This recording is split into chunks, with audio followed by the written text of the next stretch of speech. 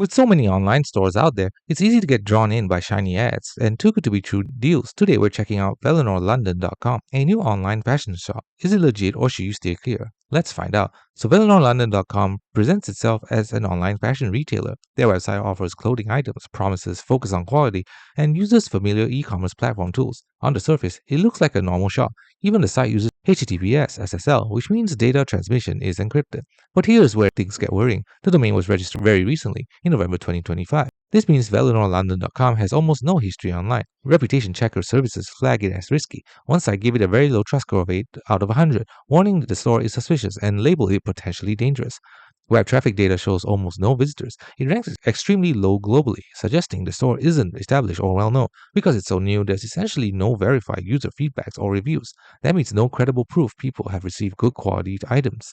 Practically, if you buy from VelenorLondon.com, here's the risk. You might never receive what you ordered or get poor quality goods because there's no track record.